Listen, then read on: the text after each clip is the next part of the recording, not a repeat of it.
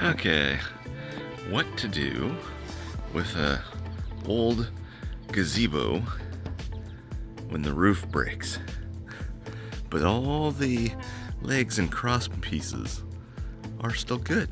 So a couple years ago we took down this gazebo. The roof was all wrecked, we had to tear it apart, so we took it down, took the roof off, got rid of all that, but the frame was all still very strong, very great. And it's like, okay, what do we do with this?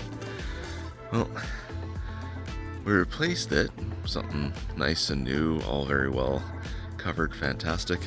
But we still had this patio down here, and we're like, can we use this leftover gazebo and get some more life out of it? So yeah, technically, yes, you can. So what we did the first year, what we did is we had a fabric sail that we kind of just hooked up on the edges, pulled it through, and put it through. But it had some problems. It would catch wind. It was essentially just a sail. So it would catch wind and catch water. It was bending the frame a little bit, and then it just all ripped. So we're like, there's got to be a better solution. So this year we found this at Amazon. This is a solar shade, potentially used for things like greenhouses and things like that. This is a 50% coverage, so it blocks 50% of the sun, lets 50% through. You can get them all the way up by the 10s, 60, 70, 80, 90, and probably 100, which would just end up being a tarp in my mind. But you can get multiple different ones of those. So this is the 50%, lets through a lot of light still, but it gives some nice bit of shade, which is fantastic. Of course, water permeable, so the water falls through, breeze blows through. No real wind right now, so you're not seeing it kind of breathe in the wind, but it does. It doesn't really, it'll move up and down, but it doesn't really like pull hard at the gazebo frame. So how did we set this up? Well, first we got this from Amazon. We got a big bag of cheap carabiners from Amazon as well. So the thing comes with grommets built in, so it's kind of nice. So just carabiners on that. On this blue, essentially it's a laundry line we got a few years back. Just a metal line with a plastic coating.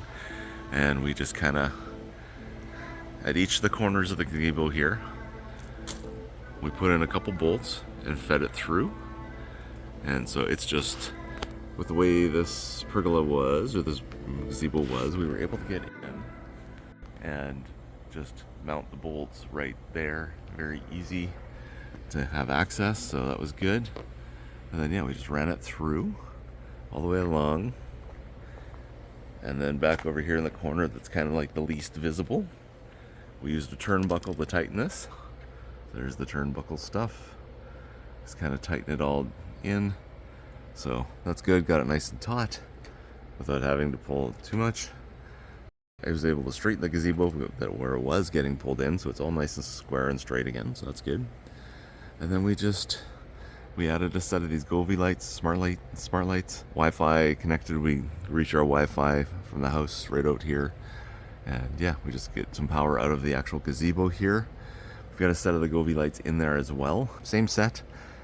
Could have daisy chained them, but we're just keeping them separate. So, but yeah, just kind of put these out here. It gives nice light in the evening. It's also, you can do multiple colors, do patterns, all that kind of stuff. Kind of set it up more as a light incandescent, yellowish incandescent light most of the time. But yeah, able to sit out here during the day.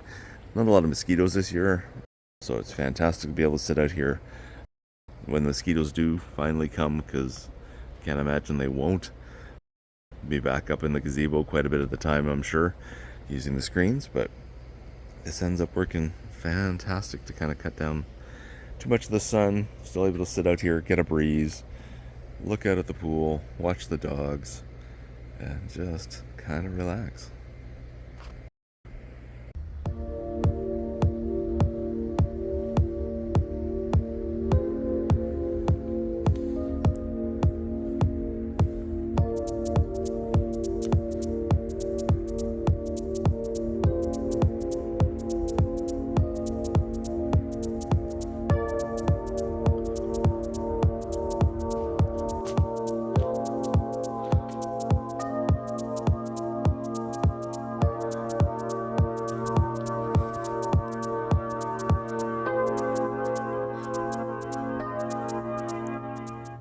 I think I'll stick with the solid color.